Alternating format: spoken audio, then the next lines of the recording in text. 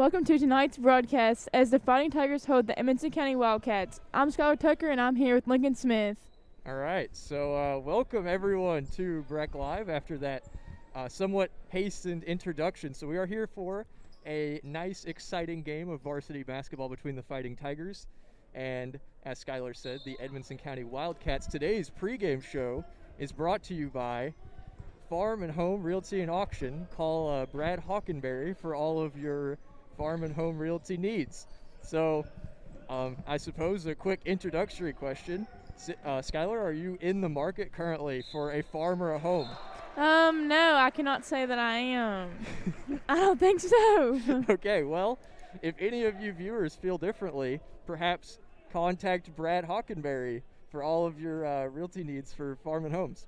So, kicking things off here quickly, the Fighting Tigers are coming off of a 10-point win over Caldwell County at the Owensboro Sports Center, 69-59. So nice 10-point win. And again, pretty disappointing shooting performance, as we sometimes see at the Sports Center. The Fighting Tigers, 19% from three. Ooh. However, they did go 46% from the field, and they also went 100% from the free throw stripe, going 11 for 11. Now, we also have, I guess, somewhat of an update if you guys could not catch the Lady Tigers game. Skylar, you are of the Lady Tigers. Mm-hmm. Any thoughts after the game Against Bethlehem? against Bethlehem? Yes. I mean, they're a really good basketball team, and we went that game, and we played hard. I mean, they had a 6'3" girl. We don't really have much height in our team. We got killed on the boards. We did not rebound very good at all. And we didn't really shoot as good as we wanted to that day, but we went in hard and played good. But the shots didn't fall and just didn't go our way. We didn't lose by much, though. Like, usually teams that play them, they usually kill them by, like, 30, 40 points. And we only had 3 turnovers that whole game, so that's really impressive. Yeah, 3 turnovers, really solid performance there. And, again, a very strong Bethlehem team. We always see them perform well, as it seems. We may have an injury here in the JV game, but again, the Lady Tigers looked very good against Bethlehem, normally a very good team. And, again, you said only 3 turnovers, which is a pretty solid number. And, honestly, kind of what we've come to expect from the Lady Tigers. The ball handling has always been a very crucial factor in the victories that we've seen for them, as well as their defense, which obviously you're going to have some difficulty on the boards going against a school that has 6'3" players. In a school that can recruit from anywhere. Yeah, that is generally a bit of an advantage. So, speaking in terms of height here, looking at the Edmonson County roster going into this game, their leading scorer is senior Chaz Wilson. He averages 18 a game and 14 rebounds. He is 6'4". Good gosh. 220 pounds. So, we are expecting a pretty dominant game in the paint for him. Only 1 made 3 on the season. I have Edmonson's player stats here pulled up, which is, you can see some interesting numbers. They have a relatively similar scoring spread to the Fighting Tigers, honestly. They have one pretty dominant scorer, and then they have a few just kind of filtering down the list. Like on our roster, you can see Kaysen averaging 19 per game after coming back from that rolled ankle against Cloverport. So really all there is to cover in that department, but things are certainly looking good for the Fighting Tigers, again coming off that win. Things not exactly looking great for the Wildcats of Edmonson County. They are actually coming off of a 4-game losing streak.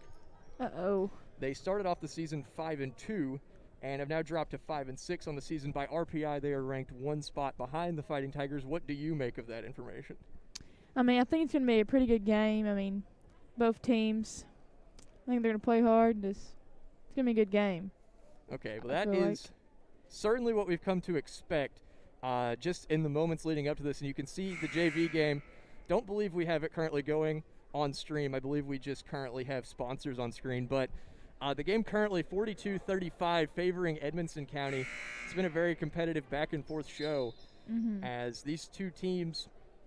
And again, you know, JV game's not always the best indicator of what's to come in varsity. But if it's anything like the JV game, I think it will be a very good game. And obviously you have some experience trying to anticipate what teams are going to do based off of how their JV teams perform. Mm-hmm. What do you sort of make out of what Edmonson County's been doing thus far in the JV game? I feel like the varsity, they're going to press them just like they have been in this JV game, and they'll play a lot of man-to-man. I don't think they're going to set in a 2-3 because they were setting a 2-3 earlier in this JV game, and our players started shooting the ball really good, so they need to play some man-to-man. And if they see that Casey can shoot real good, then they're going to have to go man-to-man on him. I think that's definitely a pretty skillful analysis, and we can kind of see a sort of comparison between the Lady Tigers and the Fighting Tigers. Interestingly, the Lady Tigers, and we've spoken about this number several times, me and Cameron have at least, on commentary, the Lady Tigers struggle pretty mightily from the free throw stripe considering they're shooting from other parts of the court. I believe as of the Webster County game, the Lady Tigers were the third or fourth in the state in three-point shooting percentage and number of three-pointers made, which is an amazing stat. And it's really indicative of how much effort you guys put into shooting and trying to get good shots, Mm-hmm. and how much ball handling goes into play. Now, the Fighting Tigers match up somewhat differently, if I can pull that up quickly. So the Fighting Tigers, again, have played 13 games. They're 5-8 on the season. And let's see. They're averaging 35% from the field, which the Lady Tigers, I think, are around 45. And three-point field goal percentage of 26, which the Lady Tigers sit around, I want to say 39. I think that was the number that we had on the last game. And again, I'm not certain of that number remaining consistent after the game against Bethlehem and everything. But still, pretty solid performances there. Now, again, talking about the Fighting Tigers, tactics are a little bit different as well because they shoot 76% from the free throw stripe and try and get to the free throw line as much as possible. And again, with slashers like Kason Morris, people working hard in the paint like Cole Proctor, as well as Cole Critchlow, Xavier Perks getting a lot of minutes in there, Mercer Rogers even getting some good minutes as an 8th grader. We see a lot of action with trying to attack the paint, trying to get to the free throw line and knock those down. And I think that strategy has worked very well for them in recent games. And again, they shot 100% from the free throw line against Caldwell County and pulled out that win. Mm-hmm. And I just kind of wonder, what do you make of those free throw shooting numbers, and how do you think that's going to compare to Edmonson County? Free throws win ball games. Like a bunch of people say that, and if you just knock down your free throws and everything, it's all good. Like, we've been shooting a lot of free throws during practice lately because our free throw percentage isn't very good. So we've been shooting free throws every 10 minutes. We'll go and shoot 8 or 10 free throws to get our percentage up because we're not where we need to be, and we need to get higher. Yeah, So and we always talk about one of the other factors we bring up most of the time while commentating is the clutch factor of the Lady Tigers. In the fourth quarter, our our value point system rating is insanely higher, as well as our field goal percentage goes up by a margin of like 10% throughout the game. And it's difficult to find stats on that for the Fighting Tigers because I can't get into that huddle information. Mm-hmm. I really wish I could. I really want to look at those numbers because of how the Fighting Tigers play. But I would say they would display similar numbers to the Lady Tigers, just judging by how we finish games. Like, if you guys did not catch the Central Hardin broadcast. Oh, that was such a good game to commentate and just to watch. Yeah, that was an exciting one, and Skylar and Shelby commentated that one. That one was a highly exciting game. The entire stadium was very energetic. And we may see another very energetic crowd today, as it does appear as though the Tigers are now allowed to have a pep section, a socially distant pep section nonetheless, but a pep section.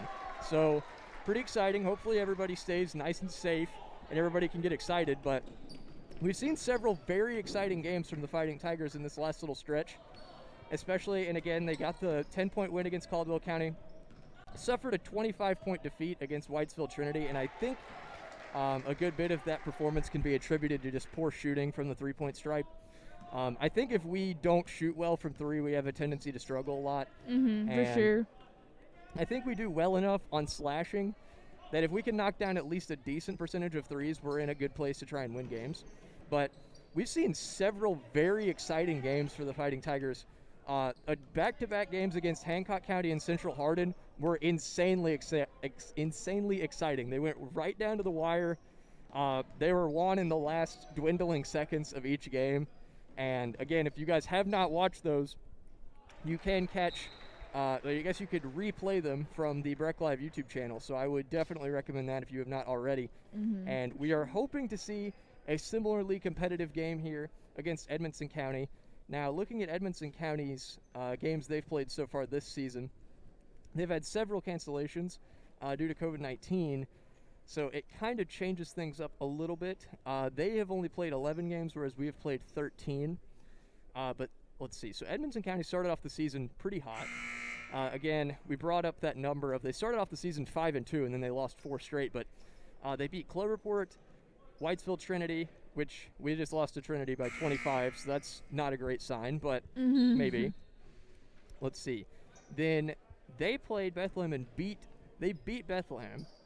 They lost to Grayson County, lost to Metcalfe County, beat Butler County, beat Caverna, and then have lost since then. They lost to Whitesville, lost to Hancock County, lost to Glasgow, and then lost to McLean County. Well, we beat Hancock, and but I know Butler County is a good team, and if they beat them, that's pretty good for them. And they beat Whitesville, you said? Yeah, they beat Whitesville by 16. The first time they played Whitesville at Whitesville, they beat Whitesville by 16. But at home, they lost to Whitesville by 1. Maybe Whitesville had like a COVID case or something. I don't know. It's really tough to say. Like, how would you say, personally, being a player, the COVID cancellations have impacted the season? Do you think it's been like a big impact or like a minor one? Well, we really haven't had any cancellations for our like team or whatever, but I'd say for like other teams and like regions around us, it's kind of a big factor, especially if like you don't want to play someone out of your region just in case like they have a COVID case, you're shut down, and you shouldn't be shut down for a team that's not even in your region. Like lose 2 weeks for what? Like that's silly. That's fair. It's a fair enough point to make. So would you say, just observationally, and obviously if you haven't, thought about this, maybe take it into account, have you noticed any sort of change in how teams play after coming out of like a 2 or 3 week break from COVID cancellations? Or? Yes. I went and watched my friend's LaRue County game, and LaRue was in quarantine for 2 to 3 weeks. Like they were quarantined for 2 times, and they came out and they played not good at all. Like if you don't play for such a long time, you just have to get back in the groove of things and everything. Like you're out of shape and everything. That's kind of just me speculating what I think may have happened for Edmonson County playing against Whitesville the second time. Just kind of looking at their schedule here. So, interestingly enough, they had their game against Caverna scheduled for the 1st, and that was canceled because of COVID-19. Mm-hmm. But it was rescheduled, and it was a home game. They rescheduled it for 3 days later on the 4th, and then they played Whitesville on the 5th. So I'm kind of wondering, and then, actually following that, they played Hancock County on the 6th, and then they played Glasgow on the 8th. So they played 4 games in a stretch of 4 days? I guess 5 days, because the 8th, the 4th of the 8th, yeah. So they played back to back to back. Yeah. That's kind of crazy. The only day they did not play was the 7th there. That is absolutely insane. Yeah, that is really insane, actually. I could not imagine doing that. I'd be dead. So I guess maybe that is why they've struggled, but again, in RPI, the 2 teams that we have here are very close competitively. In the 3rd region, the Tigers are currently 12th. The Wildcats are 11th. Tigers have a 410 RPI, and Edmonson County has a 423 RPI. So it's hopefully going to be a very close one, and hopefully the Fighting Tigers come out on top. I'm trying to think some more things to talk about as far as stats are concerned. In the game against Caldwell, Kaysen led scoring with 22 points. He shot 59% from the field, so a very solid performance from him, and we've come to expect that out of him. If he scores a lot, generally that is a very good sign for the Fighting Tigers. And again, Tigers only went 19% from 3. That's just one of those things that for some reason seems to happen every time we go to the Sports Center. Mm-hmm. I don't know if you can speak on this because we shoot pretty good at the Sports Center. I was going to say every time You go to the Sports Center. Do you feel the atmosphere is different at the Sports Center versus playing here, or how do you go into those games? I mean, we played Barron County earlier this season at the Sports Center, and we wore them down because that court's a lot bigger than this one, obviously. And we shot good there. I don't know how I feel about it. I love playing at the Sports Center. I mean, getting up and down and wearing teams out. I feel like we shoot really good there, and I think we like playing there. I think that's why we shoot good there. So we talked about. So again, you right there talked about going up and down the court, being able to wear teams out, and the Lady Tigers play a very athletic play style. Would you say that? Mm-hmm. Okay. So you guys play a very athletic style, and I think the Fighting Tigers also play a very athletic style. They're not a big team. We're expecting for Edmonson County to have a decent bit of size. Actually, Edmonson County's roster, they have 7, and this is just registered on varsity. We're not exactly sure how many JV players are going to play up. But just looking at their varsity team, they have 7 seniors, 3 juniors, and 2 sophomores. So they have a very experienced team. Very seasoned lineup, yes. Mm-hmm. How do you think that'll come to play in this game? I mean, I feel like having people that are older, like know what they're doing, more experience is good. But then again, you have like people like Mercer on our team. Mercer, he's young. He can play, though. He hangs in the game. You got that buzzer beater against Central Hardin. Not the buzzer beater, the free throws against Central Hardin. I mean, you can't really judge it off how old they are. Okay, so certainly you can say that just about anybody can play the game. The question, again, is how clutch teams are going to be, how well they're going to come out of the gates, and how well they can maintain composure if things start to go downhill. And I think that's one of the advantages that you see with a more seasoned lineup. So I don't know, maybe we'll see that come into effect from the Edmonson County side. But again, it seems like a pretty equal matchup going into this one, and we just saw the JV game finish up there. I believe Edmonson County took the win there by 53 to 45, so 8-point win for Edmonson County there. We hung in there a little bit.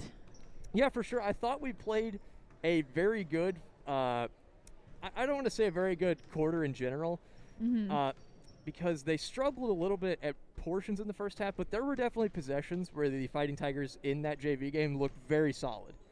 I thought there were things they did very well. Like, I thought they took some really good shots, and I thought they played pretty good defense. They allowed a few open shots here and there that kind of allowed them to fall behind, but I thought they played a pretty good game. Yeah, I think they played really good, too. They just took some silly shots, and they shouldn't have. Like, a bunch of forced shots that were contested, and they shouldn't have. Just jacking up shots left and right, which isn't good. I mean, if you can get the shot off, then get it off, but don't shoot it unless you want to. It's a fair enough point. Definitely any shot you take needs to be a confident one, as the Fighting Tigers now come onto the court for warm-ups led by the senior Kason Morris. He's currently averaging, I believe, 19 a game. I think we already discussed that. Cannot remember exactly, but Kason's played very well so far. As here shortly, we may take you to a quick commercial break to prepare for the game. to prepare for the game here, as it has been an interesting start here on the pregame show. Thank you guys for joining in. We will cut back here shortly, right before starting lineups are announced, or maybe right before national anthem, somewhere in that range. We will catch you guys at that point. Thank you for tuning in. I'm Lincoln Smith here. And I'm Skylar Tucker. And we'll see you all in a little bit.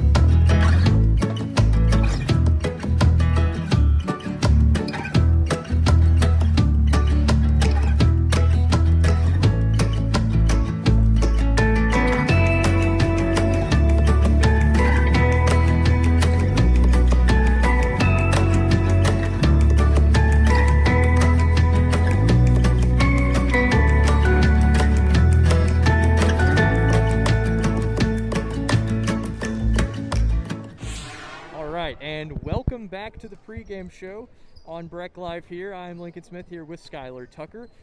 So far, it is shaping up to be a good one, just judging by warm-ups and by the team's records going into this game. We have the Fighting Tigers of Breckenridge County High School going against the Wildcats of Edmonson County High School. So we can see the teams warming up here, and it looks like there is going to be a bit of a size differential just kind of looking at the Edmonson County roster in abstract.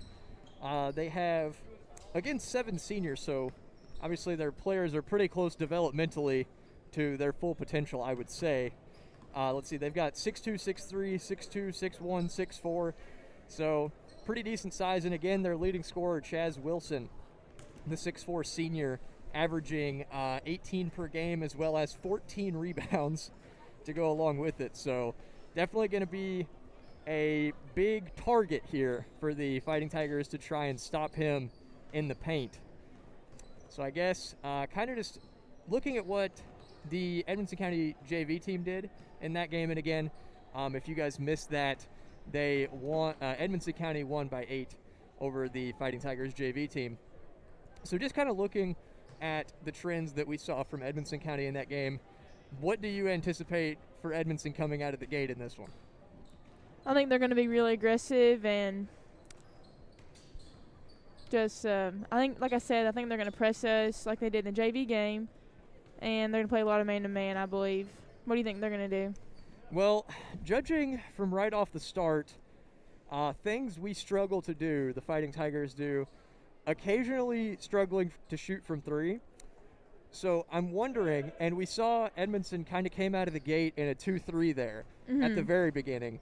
I'm wondering if their varsity is going to start with similar tactics because, again, they have a decent bit of size, so they can guard the paint pretty well in a 2-3 zone, I think. And, again, if the Fighting Tigers start to knock down some shots, we saw the Edmonson JV team was pretty adaptable, I thought, in that game. They went from a 2-3 zone into a man-to-man defense to try and guard the 3 a little bit better. And then, of course, they started to get aggressive on the press. They were able to force some turnovers, not dissimilar to how the Lady Tigers play defensively and how the Fighting Tigers played, particularly near the end of the Central Hardin matchup that they won. I think if we can see that sort of energy come for them again here, especially in the dwindling minutes, and with all the seniors on the court, I think that'll be a big factor for them. What about you? I think so, too. And like you said, the height difference down here, that 6'4" Chase guy. Is that how you say his name? Chaz, I think. Chaz Wilson, okay. Yeah. Well, yeah, I think that Cole and them are going to have their hands full tonight with him down low. But it looks like Edmonton also has a bunch of shooters, too, as there's some guys out here on the arc right now. Yeah, and we talked about an interesting, I don't know if it would be considered an analogy, but sort of the immovable object, unstoppable force thing. We talked about how Wilson is kind of the unstoppable force. So who will be our immovable object of the game? We're thinking probably Cole Critchlow. Defensively, going to have to do a lot in the paint to try and shut them down. So we're going to see how that plays out. I'm assuming, just judging by their scoring spread, that Edmonton County is going to try and pack it in the paint offensively. And defensively, again, we don't have much prediction to go off of. We only can see the JV game, but I think just as a rough guess, they may start in a 2-3. But it seems like their team has a lot of energy that's also leading me to think they could easily jump into a press if they got, like, the first bucket of the game. I don't know. Like, especially, you play the sport. Yeah. So what do you think, at least as far as energy concerned, how does the first possession of the game dictate the terms on which the next few possessions go? Well, I'm not a starter, so when I come in, like my first possession of the game, usually like 2 or 3 minutes into the game, I mean, it's really important. Like I feel like it sets the tone of the game, like how it's going to go. Like if we pass the ball to Cassidy, hits a 3, we're hyped up. Yeah, you know what I mean? Absolutely. You can kind of see that energy really come up quickly, and I think that's one of the things that the Fighting Tigers have had really going for them these last few wins that they've had. And again, unfortunately, they suffered a defeat to Whitesville Trinity by 25 at Whitesville. But yeah, they had back-to-back, or not back-to-back, sorry. They had wins, back-to-back wins over Hancock and Central Hardin, but then they lost to Whitesville. They beat Caldwell County at the Owensboro Sports Center.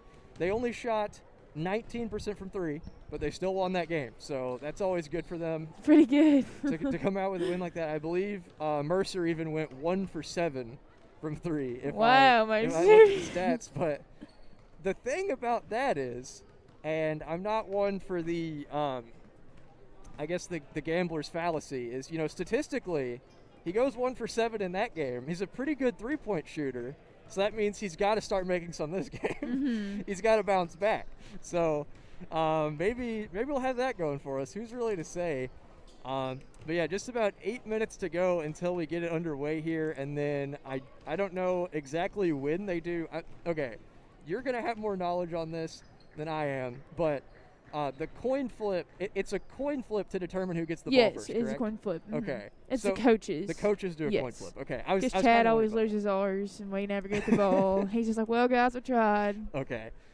So what sort of impact, and we are going to cut to a commercial here shortly, but what sort of impact do you think changing from, the first tip of the game to a coin flip goes? I think that, obviously we're not very tall. I think it kind of helped us, if I'm being honest. That's fair enough.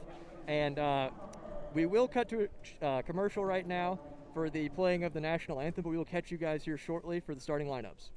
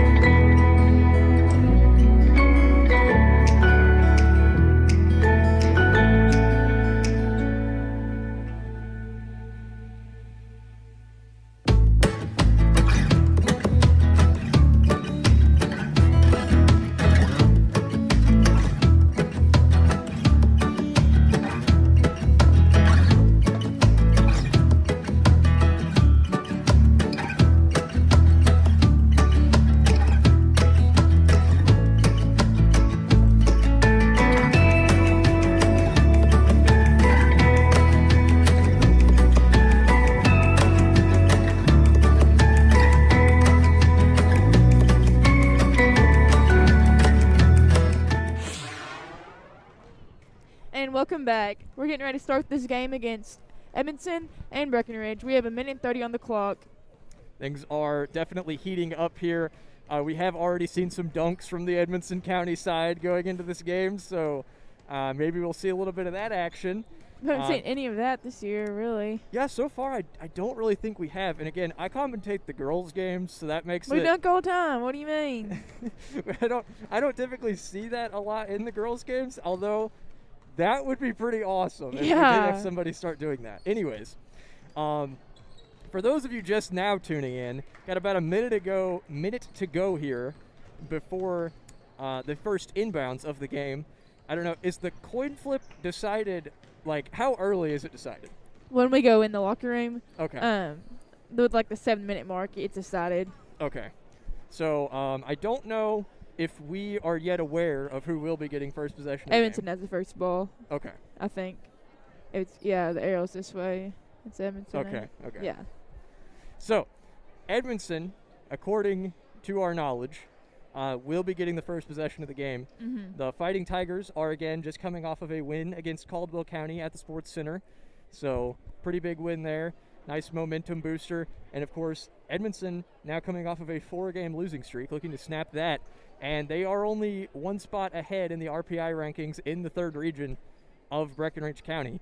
So, if the Tigers win this game, I believe they will overtake Edmonson County in RPI. So that should be an exciting one. As the starting lineups now to be announced here. First, the visitors from Edmonson County. Let's see who starts for them. I would place a bet, not that I'm much of a gambling person, that we will see Chaz Wilson start. Yeah, that's your favorite person right now, Chaz Wilson. I think their 18 point per game, 14 rebound per game senior will likely start. They might. I would say it's probably a safe enough bet. Mm-hmm. So, let's see. Oh, look, right there. Wow, he was the first one to go. All right. Oh, what a cool handshake. Goes for the little Euro step on the handshake at the beginning. So let's see.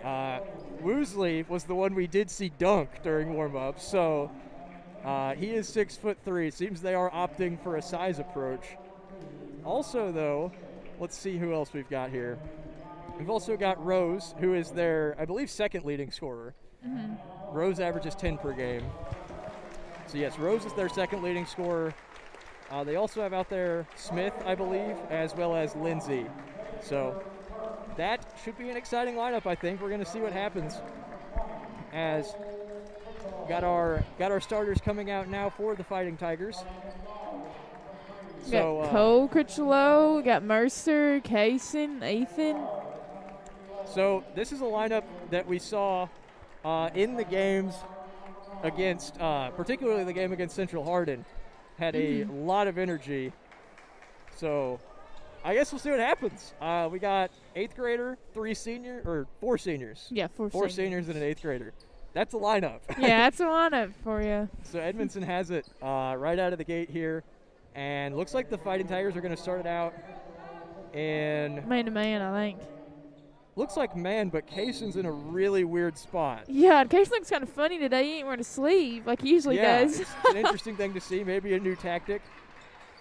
As it's hard to tell exactly what defense we're in. The ball just bounced off Xavier, I think. I think they just threw it off Xavier's face. Yeah. Hey, Sydney's had that happen to her before, too. Well, that was maybe a little bit different circumstances, but yes. So far, Edmonson County not really able to get it into prime position for scoring yet, as they do find Wilson in the middle. Oh, we're triple teaming him. Just absolute swarm mentality. And it almost seemed like we were in a box and one for a second, with Xavier just chasing the ball and not one person. It's a weird play. We can see Woosley finishes there. Yeah, that bucket was by Woosley there. So, still yet to really figure out what the Fighting Tigers are doing defensively. I feel like they're doing a 1-3 chaser or something. I don't know. Something like that. I can't really tell, but Mercer's swinging it around here, shoot. Mercer Rogers goes for 3. No good. It's in and out. He struggled mightily against Caldwell County, only going 1 for 7 as Edmonson brings it the other way quickly. I mean, that's Lindsay with the ball now. Lindsay has it, goes up for 2. Well, that could have been over the back there on Wilson. Wilson kind of Lindsay taps gets it the out. rebound, goes back up with it. And that's misses now it. 3 offensive rebounds on the possession as Smith finishes that one. Edmonson now up 4-0, and their bench is pretty excited. Yeah, they're getting pretty hype over there. Energy's definitely there. And Fighting Tigers now looking for an answer.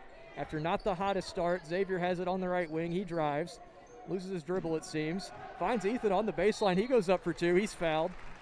So Ethan looking to go to the free throw line. And we've seen Ethan a very consistent free throw shooter so far in this season. So things definitely looking good so far. I would say for both teams, I think the Fighting Tigers have done a pretty good job defensively. They're going to have to work harder on the glass if they want to win over Edmonson County's bigger lineup, as Ethan knocks down the first free throw of the game to get the Fighting Tigers first points. Goes up for the second, and he knocks that one down as well. So that's one of the things that we've seen the Tigers do very well so far this season, is they're now in a full court press. And it looked like maybe a 1-2-2, a little bit hard to tell, as Wilson has it in the middle, goes up. There's a nice spin move there by Wilson. Get that bucket in there. Kind of knocks Cole Critchlow to the floor there. Not exactly something we anticipate seeing a lot. Wilson, I mean, if you're that tall and that heavy, I mean, you're going to be able to push people out of your way. He's a pretty large figure on the court. For sure. We can see him now guarding the wing as Oh, about gosh. 5'8" Mercer Rogers there. But he gets the rebound. He's bringing it the other way, handling the ball now. Point guard too? I mean. He can play any position at this point, as Woosley has it, goes up for 2. No good. Smith goes after the rebound but cannot come away with it, so Kason Morris going to take it the other direction. And steps back, kicks to Cole Critchlow, swings it over to Ethan, who kicks to Mercer in the corner. He goes for 3, and no good there. Cole Critchlow going to be called for the over the back there. So Fighting Tigers not the hottest start so far, but they've had some good opportunities at shots. I think Mercer in both corners, those are both pretty solid looks, and Ethan got fouled on the other possession, so I'd say they've done a pretty good job offensively. I just think defensively we've had a few lapses, and we have to rebound the ball better. For sure. They're killing us on defensive and offense, the offensive rebounds they've been getting. As shove called there by, yes, shove called on Kason Morris there. So Fighting Tigers now with 2 fouls here early on. They find Woosley inside. He misses again. Ethan gets that rebound and passes it to Kason up. They take it the other direction floor. quickly. Kason resets, kicks over to Ethan, who kicks back to Xavier in the left wing. Ethan goes at the top of the key for 3. No good. Tigers now 0 for 3. Maybe something's wrong with that rim down there or something, because we're not hitting anything. There's always a chance. I was going to say the other day we were in here and that rim actually Oh, got he stuck shot? in a bent down position. Wilson goes for 3, no good. And I believe that's Lindsay. Lindsay gets the rebound, yes. So Edmonson with Really a high. lot of energy here early. Things not looking great for the Tigers as far as the numbers are concerned, but I feel like overall they've played an okay game. They've struggled a lot guarding in the paint and rebounding. I think Edmonton's probably shooting, I don't know, close to 30 to 40% right now, but I'd say they have close to 10 offensive rebounds already. Yes, they are getting rebounds left and right. They're killing us on the glass right now. So definitely getting out-muscled a lot, and even by Smith and Lindsay. And Woosley, he's getting a lot of rebounds too. Yeah, Woosley also a large figure on the court, 6'3", and we have seen what his, not necessarily vertical, but what his leap can do, at least so far catching the ball in the paint. And Edmonton, let me actually check. Let's see, they have 5 seniors on the court. So that's interesting. I believe they do. I believe that Eamon O'Donoghue and Cole Proctor just checked in the game for Breckinridge County. Yes, you are correct there. Eamon, I believe, averaging 12 a game right now for the Tigers. Not 100% certain on that number, but perhaps opting for a bit of a speedier lineup here as Lane has it. Can't quite find Cole Proctor, but the ball falls to Eamon O'Donoghue. Kicks up to Lane again at the top of the key. It's over to Mercer. And they're going to reset here. Kicks to Lane on the right wing. Lane's going to drive in. He's going to shoot. It's a pretty good screen from Kason there as Lane cannot quite finish that one. And Edmonson's going to take it the other way. Lindsay has it here, drives. Kicks to Smith, yeah. Smith goes for 3. Oh, and goodness. Rebound by Wilson. And travel called on him. A pretty good box out there by Cole Proctor. He kind of went over the back there. Yeah, I think that either had to be a travel or an over the back. I think over the back may be the better call. Yeah, for sure. It's all right. Still got possession. Mm-hmm. I think we would like to get Wilson in foul trouble. We haven't yet so far, but. Yeah, we need to get him out of here because he's going to be big hurting on us. So the Fighting Tigers looking to make their first basket of the game, as so far only points coming from free throws. 4 minutes in here, only 2 points on the board. Lane Tall drives in. He gets that bucket to go, so the score is now 8-4.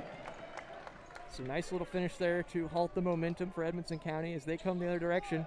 And it does look like the Fighting Tigers are in a man-to-man defense, as we have Cole Proctor guarding Chaz Wilson, the 6'4 senior. So he's posting Cole up. So he's in a really good position there. I just don't think they look to feed him. As Woosley goes for three, knocks it down. My goodness. This Edmonson County team certainly has some flair. Yeah, they really do, don't they? They are very amped up, and I think a lot of it has to do with having so many seniors on their team. I think mathematically, I believe there were 9 seniors on the court when we started this game. Oh, Mercer, that was not a good shot taken by Mercer Rogers there. Just kind of drove in and threw that up there. So Mercer Rogers, the 8th grader, perhaps the inexperience leading to a bit of a mistaken attempt at a shot there as Wilson has it. Posting up on Cole Proctor here. Kaysen jumps in. I believe that's going to be Kaysen Morris's second foul here. Then you get him out of here. We do not need Kaysen in foul trouble. We definitely do not need Kaysen Morris in foul trouble. He's our leading scorer, averaging 19. So definitely questionable circumstances early on here. The Fighting Tigers need some answers. And Lindsay did a spin move there and got the foul drawn on Lane Tall.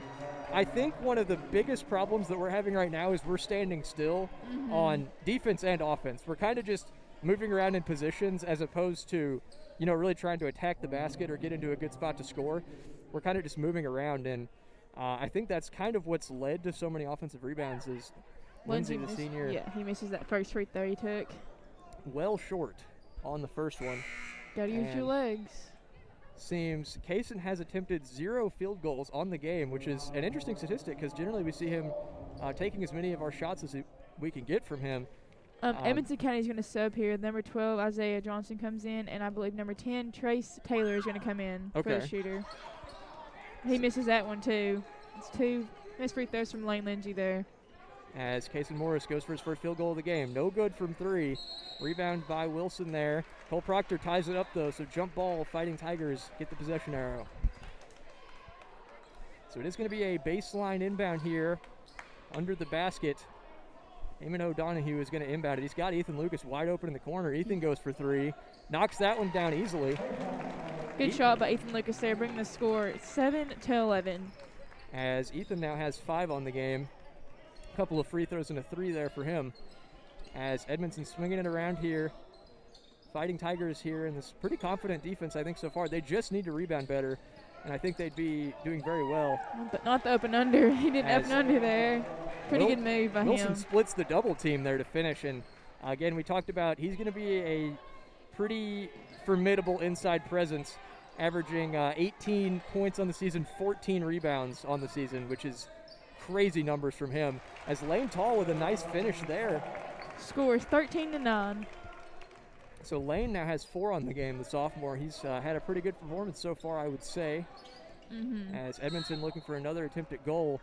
Ethan Lucas is going to pick up a foul here. Might be his second or first, I'm not for sure. I'm not 100% certain on that. I believe it's his first? Yes, it is his first. Okay. Thank you, Mr. Cox. So Edmonton to inbound here on the sideline. And Rose just kicks it in here to Taylor. Taylor's going to drive in, pass it to Woosley. Well, he's going to drive up. And it's a blocking foul on Kaysen. That is going to be... That's Kaysen's 3rd. Oh, Kaysen's 3rd here early on in the first quarter, and that is not good at all. Xavier Perks is going to come back in.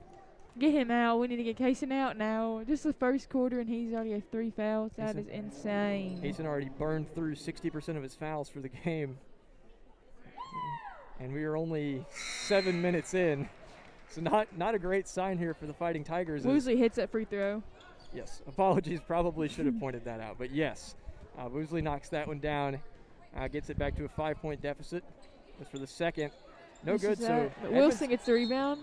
As Cole Proctor Goes down on the ball there, and Wilson's going to go to the free throw line. Edmonson only 1 for 4 from the free throw line so far in the game, as Fighting Tigers struggling a little bit here to get a single rebound even. It's been a difficulty so far. They are getting dominated. Not necessarily in the paint. I feel like they've defended the paint well, as Wilson misses the first. So now 1 for 5 on the game for Edmonson County from the free throw line, and still maintaining a 5-point lead here. But Fighting Tigers, I think, have defended the paint well. They just have not rebounded, and I think part of that can be attributed to Edmonton's roster. Their two main guard players that it seemed they started, or not necessarily, I believe Smith may be playing more of a small forward position, but 5'11" and 6'2", that's not small by any stretch of the imagination. Yeah, it is not. Dylan Lindsey's going to check in the game for Edmonson County, number 21. So seeing some early substitutions here for the Wildcats, and again, they have 7 seniors, so they can definitely move around the bench a little bit, as Ethan Lucas goes for 3 again, knocks it down. Good job by Ethan Lucas there, bringing the score 14-12. So Ethan Lucas now has 8 of the team's 12 after knocking down 2 threes and a couple of free throws. And Edmonton, unforced error there as Rose throws that one out. There's 54 seconds remaining on the clock in this first quarter. So early foul trouble for the Fighting Tigers here. They already have 7 fouls, and I think part of that is definitely can be attributed to the fact they've been out-rebounded so heartily. As Lane Tall thinks about the 3, he kicks over to Ethan. As Lucas kicks over to Eamon O'Donohue. He has 2 on him right now. Yeah, it seems like Edmonton's in sort of an interesting defensive operation. They're double-teaming a lot of places you wouldn't expect. As Proctor goes for 3, it's no good. They had an opportunity to catch Woosley on the fast break. As Wilson drives in, kicks to Woosley. He goes up for 2, and he is fouled. So another opportunity at the free throw stripe here. We should to drive in and get fouls like they're doing. They're getting every foul call, just driving into the basket like that. Yeah, it has not been a good performance so far, at least how fouls are concerned. We already have 8 here early on. They only have 1. How does that work? Don't know. It's been an interesting one. I feel like we haven't played a very aggressive style offensively. We've kind of just taken outside shots, and then the times we've driven, we've stopped well before we've gotten to the basket. Yes. Cole Critchlow just taking the game for Cole Proctor there. Yeah, so I think Cole Critchlow could be a big factor here offensively for us. Pretty large player, and definitely an opportunity. He's going to set a screen for Ethan. He kicks over to Xavier in the corner. Now Ethan's got it here on the left wing. Steps back, kicks over to Lane Tall at the top of the key. He dribbles around a little bit. 5 seconds remain here. Kicks to Ethan. 2 seconds. Charge called. Push off. A push. Are you kidding me? Oh, no. So is that Ethan's second or third? That's going to be Ethan's. I think it's his second. Second, yeah. Okay. But Lane Tall and Lane Tall has 2, and so does Ethan. They both have 2 fouls. But Kaysen has 3. Gosh, we were in a lot of foul troubles. Woosley goes for the deep 3. No good. And kind of just launches that one off the top of the backboard. But the story so far, after this first quarter of action, has been Edmonson County absolutely dominating the boards and the foul game, we shall say, as they have drawn 9 fouls from the Fighting Tigers here in the first quarter. So far, the scoring sits at, I believe, let's see if my numbers are correct, Ethan has 8 and Lane has 4. That's all the scoring we've had. And the Tigers have actually had a pretty solid scoring spread for most of the season. Let's see. Particularly, I believe, against Caldwell County, we had 8 players score 5+ points in that game, which is a pretty impressive stat, I think. It shows that we're really scoring from many different angles and many different players. And so far, we've only seen buckets scored by 2 players.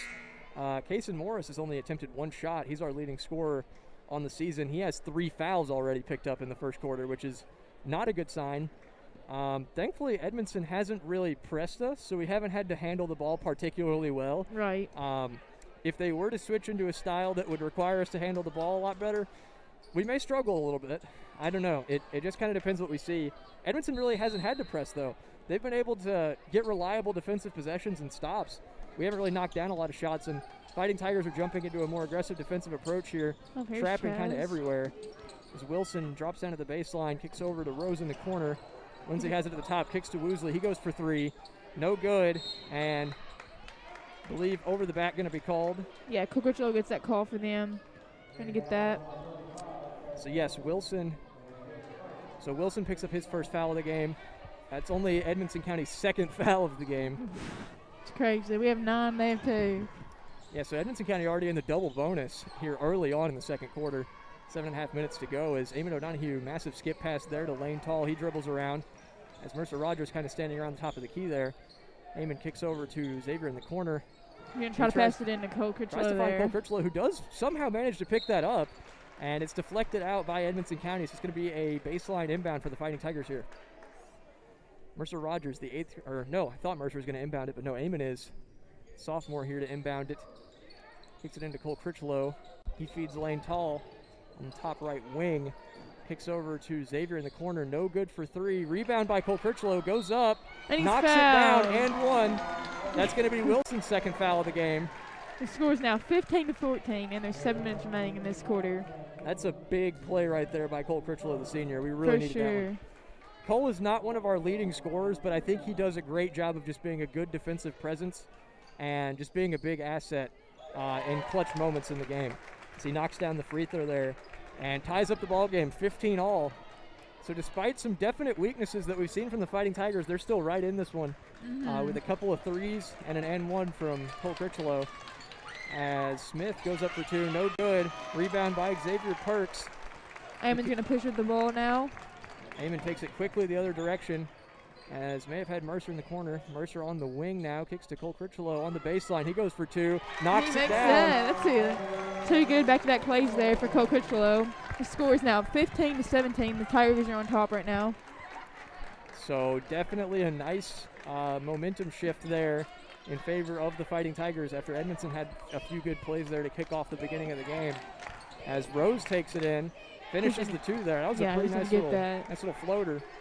Oh, I think that we have 2 fouls called on Chase Wilson. Yes, That's we do. good. We do, yeah. I think that play by Cole Critchlow is definitely one of the most important we'll see so far. Obviously, I can't predict the future, but I think that second foul is an important one. Eamon's going to shoot that, and it is good. Nice shot by Eamon O'Donohue. The score is now 20-17, not 19. As Edmonson County, I thought, may call a timeout there after Eamon knocked that one down, but they're going to set it up here. Smith kicks over to Woosley in the corner and kicks over to Lindsay now. Over to Rose. Smith goes for three. No good, but offensive rebound by Woosley. He's going to go up, and he finishes. He's missed several of those early on, but he knocks that one down. So now it's a 1-point game. Fighting Tigers in possession. This game has been back and forth. As Lane drives in, can't quite finish the two. Rebound by Wilson. Wilson's pushing up the floor now. He's guarded by Xavier and Lane, but he gets all the way to the basket. Oh, my goodness. Up and under there. So the score is now 21-20. The Wildcats are on top right now. That was a little bit of a coast-to-coast play there. Yes, for sure. Wilson. Oh, still by Lindsay right there. He's going to push on the floor, pass it to Smith. And Rose goes for three, no good. Rebounded by Smith. Rose, the second leading scorer for Edmonson County. He only has 2 on the game, I believe. Wilson's going to drive in. Wilson goes in, can't finish. Lane's going to rebound. By Lane Tall. Xavier Perks pushing it the other direction. He's going to go up and fouled there. Not sure who it's attributed to, but opportunity to go ahead once more for the Fighting Tigers. I believe that's on Lane Lindsay, number 1. So that is Lindsay, the senior. Yeah, he has 2 fouls now. Okay, so their fouls are just distributed really weird. Yeah. Okay, so Xavier Perks knocks down that first free throw to tie the ball game back up once again. About 4.5 minutes to go here in the second quarter of basketball. Jared Horner checks in for Lane Tall there. Yes, and have we had any fouls this quarter? I do not think so, not yet. So we had Xavier knocks down that second free throw there. So we had 9 fouls in the first quarter, including a charge on Ethan Lucas. Kason Morris picked up 3 fouls early on, so some big foul trouble early. And it seems this lineup for the Fighting Tigers has worked very well. As Smith thinks about the shot there, passes it back to Lindsay. Smith's going to shoot it this time. He's going to miss it. Goes for 3, no good there. Rebounded by Xavier Perks. He kicks to Eamon O'Donohue. They're going to take it the other direction quickly. As Eamon kicks to Mercer on the right wing, kicks to Xavier on the baseline. Goes to Cole Critchlow, who somehow maintains his pivot foot. Kicks to Mercer Rogers. He goes for three. Mercer makes that. Bring the score 25-21. Tigers are on top right now. So Mercer finally knocks down his first three. Missed a couple early on, but that's a big one there. As 4-point good lead now. steal. That was a great steal by Cole Critchlow there. Mercer went down and got that. Mercer my just got goodness. blocked. Absolutely denied at the basket. As Lane Lindsay just hands that one right back to Mercer said, Rogers. Here you go. Give me that. Oh, my goodness. That was an unfortunate one, but 30-second timeout called here. I mean, when you're as small as Mercer and you kind of drive in on big guys, like Lane Lindsay, he's not that tall either, but, I mean, he's 5'11". 5'11 versus 5'7", 5'8". Yeah. It's a substantial difference. Mercer also only an 8th grader. Yeah. You know, honestly, you got to give him credit for even taking it the other direction. Yes. And now they still have possession on the baseline. So, I mean, he's either going to get a foul called there or it's going to get blocked out. So. Exactly. But definitely a much better second quarter for the Fighting Tigers than they played in the first. The foul count was, I believe, 9 fouls for the Fighting Tigers and 1 for the Wildcats in the first quarter. But now we sit here halfway through the second quarter. The Fighting Tigers still have 9, but the Wildcats are now up to 4 fouls. Yeah, because we're driving to the basket and getting fouls called. Like I said, we should. And I believe the rebounding has been much better in this quarter as well. I think that was probably our biggest weakness in the first quarter. Yeah, but they're taking shots out here, like threes and stuff, and they're kicking long. So if they got down low, then we'd be in some trouble. Yeah, and I think we've done a good enough job defending the perimeter, and we're leaving just open enough shots that they're willing to take them. Cole Parker's going to kick it to Eamon. Eamon's going to shoot, and it is good. So a few threes here in a row. Eamon O'Donohue now has 6 on the game, the sophomore. The score is 28-21. The Tigers are on top. As the newly birthed, socially distant pep section is very excited about this one so far. And things definitely looking really great down there. Yeah. As Edmonson swinging it around now. Smith goes for another 3. He makes that one. Seems like he's had some shooting struggles so far, but he does knock that one down. Yes. As Mercer Rogers now has it. Going the other direction. Guarded by Lindsay here. Kicks to Cole Critchlow at top of the key. Critchlow has Wilson guarding him. Looked for Eamon on the baseline. Couldn't quite find him. Eamon's going to shoot again, and it is no good. Rebounded by Smith there. Edmonson County is going to push it quickly the other direction. Yeah, Lindsay has the ball. He's going to drive right in. Little floater. That's good. That's a nice shot there. He's over 2 people. I mean, that's pretty unguardable. If somebody's going to take that shot, that's when you're going to let him have it. Yeah, he's going to let him have that. Fighting Tigers now looking for another answer here as Cole Critchlow has it. Kicks over to Cole Proctor and finds Eamon O'Donohue. And illegal screen called on Cole Critchlow. Yeah, I believe that was on Cole Critchlow there. Okay. So, is that his third? I don't know. They're saying 23. We don't have a 23. Yeah, we don't have a 23. So who was that on? I don't know what they're calling. I'm assuming it was an illegal screen on Cole Critchlow. That was what I saw. Yeah, that's what I believe. That was what the ref indicated, so that would make sense. As Lindsay goes for 3, knocks that one down. Bring the score 29-28. The Tigers are down by 1. So this one's been a very close one like we anticipated, as Edmonton really, really trying to snap that 4-game losing streak they have going right now. And Cole Proctor has it, finds Eamon O'Donohue in the corner, goes for another 3. No, get it out. Rebound by Cole Proctor, and foul call. I think Xavier Perks and Cole Proctor both had a hand on that. I think if just one of them would have grabbed it, we would have been able to get it. A little easy put back. They were really going for the teamwork mentality there. Yeah, for sure. Trying to get the team rebound. Yeah, for sure. But Cole Proctor does have 2 free throws now to take the lead back. He knocks down the first one. That's his first points of the game. So an opportunity now to take the lead. I'm still confused on who's number 23 on our team. I don't know. Like, we have Jared Harnett in the game, but he checked in when Cole got the – I'm assuming Cole got the foul call. Yeah, I'm assuming that too. And but I don't know what we got going on now. I thought Cole was number 20. Cole is 20. Well, so we got a foul called on – now it's just player foul 1, so that'd be Mercer. Right, no, that would be the foul on Edmonson. Yeah, that's a foul on Edmonton. So I'm still trying to think what the... Well, because number 1, he has 2 fouls on Edmonton, so that must have been on Mercer. I don't know. I don't know. I'm genuinely so confused. I don't know if it's the scorekeepers or what, but. Well, that's an unforced turnover there for Edmonson County, so it's Breckenridge County ball now with 1:35 to go, and Breckenridge County is on top by 1. So definitely a big possession here for the Fighting Tigers to extend this lead as Edmonson County now thrown it out, kind of unforced there on that same side twice. And Eamon O'Donoghue's got it. Pretty good screen from Xavier Perks there. Kicks to Cole Proctor at the top of the key. Looking for a screen here and finds Xavier. He gets the ball, comes away with it just fine. As Eamon has it now, kicks to Cole Proctor. He's going to kick to Eamon, and they're going to reset here. And screen, it looked like maybe a screen, but no. And looks like they're trying to get a back cut. Can't quite find anybody. Xavier has it at the top of the key and playing a nice patient possession here. Mercer Rogers going to go for 3, knocks it down. Great shot by Mercer Rogers there, bringing the score 33-29. So Mercer now has 6 on the game. The Fighting Tigers doing pretty well from 3 so far. They struggled a little bit in the beginning, but now they are catching up, even with 2 of their seniors having a good bit of foul trouble. I don't know how many fouls Cole has, but I know Ethan and Kaysen both in a bit of foul trouble. So not the starting lineup in for the Tigers. Oh, that was a good pass by Chase Wilson there to feed, I think that was John Smith down there. I believe you are correct.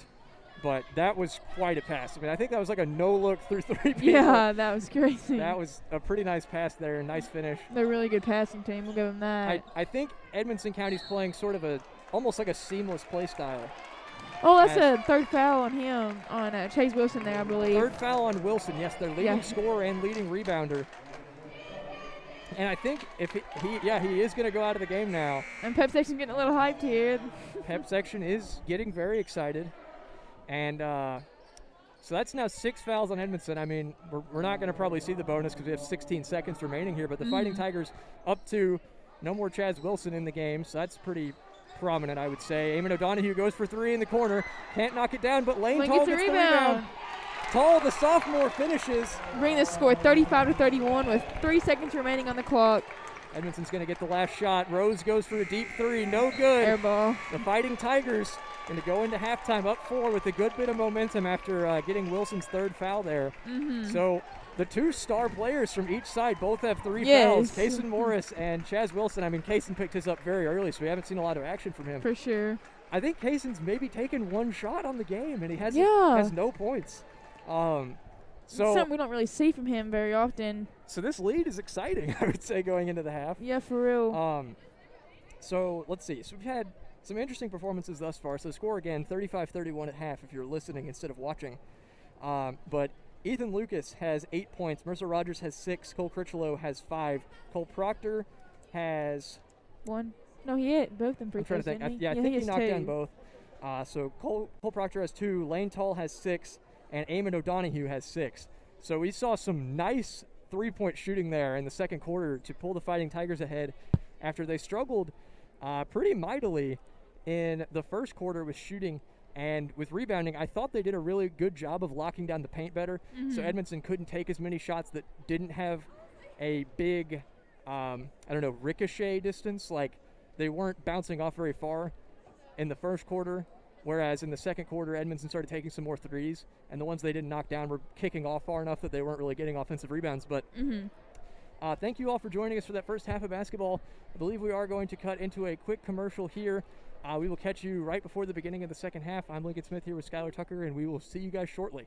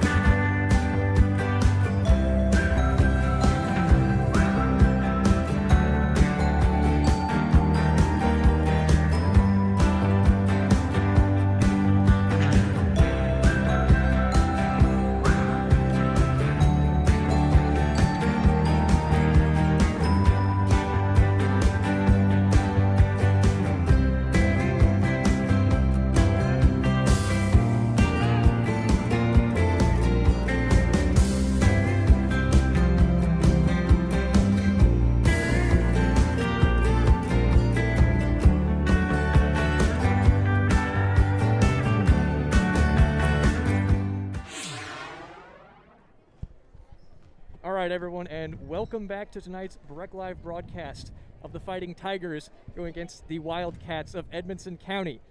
We saw an exciting first half of basketball. If you are just now tuning in, Fighting Tigers lead 35-31 after some early game foul trouble.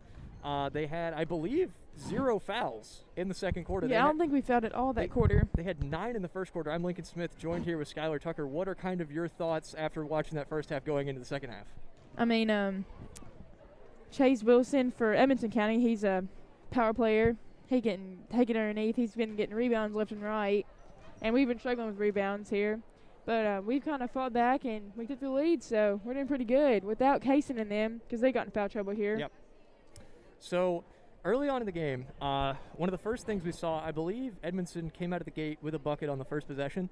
And I believe like the second or third possession, it was one that was highly reminiscent of the story of the entire first quarter. They drove in. They kicked it somewhere into the paint. I believe it was Woosley, went up for 2. And then they got 3 offensive rebounds on the same possession. And that was what really killed us in the first quarter was they would kick it inside, and then they would miss, like, layups, get the offensive rebound, and just keep going up. And eventually they'd either get fouled or convert it. And that would ultimately lead to a deficit. The Fighting Tigers were down 12-15 at the end of the first quarter. And in the second quarter, we saw a lot of action. First of all, early on, we saw foul trouble for Kaysen Morris. Picked up 3 fouls with 2 minutes remaining in the first quarter. So he was out for the entire second quarter, which he's our leading scorer with 19 a game. So we saw almost no action from him, but we saw some clutch perimeter action from the Fighting Tigers. Great drive by Ethan Lucas there, bringing the score 37-31. So that's Ethan's 10th of the game. Very clutch performance from him. I believe he averages, I don't know actually. I need to check that. How many points? Ethan averages 5 per game, so he's currently sitting at 10, so that's pretty good. That's really good for him, for real. Yeah, so we've seen some very clutch performances so far from the seniors. And Woolsey just gets it down low, and he puts that one in, bringing the score 33-37. And that's one of the biggest issues we've seen so far is the Fighting Tigers have been in a big size mismatch a lot. Like we had Eamon, who, you know, Eamon's not necessarily short. I'd say Eamon's probably 5'10", 5'11", in that range. But solid height. Trying to guard somebody who's 6'3" just is not great. And we've seen Woosley's very athletic and can really leap. And X got that rebound obviously, so is Xavier. Xavier can jump. Yeah, he can jump. As Eamon goes for a quick 3 there. And it's good. Knocks it down. Score is now 40-33. So Eamon's going to knock that one down. He has 9 on the game now. Lane Lindsay's going to bring the ball up for Edmonson County. So Edmonton back with their starting lineup in at the beginning of the second half, whereas we have opted for, I believe, 3 of our starters. Mercer, Ethan, and Xavier are in, but Woolsey's going to pull up, and he gets fouled there. 2 shots for Woolsey coming up. He might have walked there before that, it looks like. There's definitely a chance. He has some quick feet, so it's definitely a possibility. And we did see a really bad call. But I'm hoping the referees are not watching this game right now. No, they're not. But the foul called on Ethan Lucas there, I believe it was late in the first quarter. The offensive foul was I was not a fan of that call. No, it was not. The person guarding him just kind of flopped, and then they were just like, foul. So that was his second. So we had, I believe, 3 of our seniors out, and then Cole Critchlow picked up an offensive foul. So it was interesting circumstances as the Fighting Tigers now have 5-point lead here. Ethan Lucas brings it up, the senior. And it seems like they've got 4 high set up here. He's going to give it to Eamon. Eamon's going to give it to Xavier. Xavier's going to drive and try to kick it to Mercer there, but his foot's on the line. So that's a turnover there. It's going to be Edmonson County ball. So a couple minutes in here, the Fighting Tigers still maintaining a 5-point lead. Oh, here comes Kaysen. And after, let's see, I'm going to estimate 12 minutes in-game time on the bench. Kaysen Morris finally returns as we have seen 1 attempted field goal from Kaysen. No points on the board for him yet, so. Lindsay has the ball now. He's going to swing it to Wilson. Wilson's going to drive. He's going to miss that. Proctor's going to get the rebound, and Proctor's going to give it to Donahue. Donahue's going to push. Ethan's going to Oh, that was a good move. Nice fake. Cole Proctor can't quite handle it, though. Rose takes it the other direction quickly. Good crossover there. He's going to shoot a layup, and he misses that. But Wilson gets the rebound. He knocks it down easily. Bring the score 37-40. So back within one possession now as Kaysen Morris brings it up. Looking for him to get some action here. He really needs to avoid getting any fouls, though. He goes up for a deep two. No good. Rebounded by Wilson. He's going to go quickly the other direction. We saw a coast-to-coast play from him earlier. I don't know how many points he has, but it's definitely a pretty decent number. Yeah, he picked up a third foul, though, late in the second quarter. Is that not a walk? I mean, I feel like his foot dragged about 4 feet there. Yeah. But I mean, it's a layup. Score is now 40-39. That bucket was by Chase Wilson. As Kaysen Morris has it. He's going to kick to Cole Proctor. Kicks over to Ethan Lucas at the top of the key. And looking for a cut here. Kaysen pops up for three. And he kicks over to Mercer, who goes for a three from the right wing. Well off the mark, but rebound by Cole Proctor. He goes up. And one. And one for Cole Proctor. He needs to calm down a little bit. So the pep section now is something worth cheering about. For sure. As things definitely looking good for the Fighting Tigers after that shot. So Cole Proctor now with the free throw to get it back to a 4-point lead. He misses it. No good. Score is 42-39, and I believe that's Smith with the ball now. We get back to Rose. Rose is going to shoot with Kaysen right in his face. Misses that.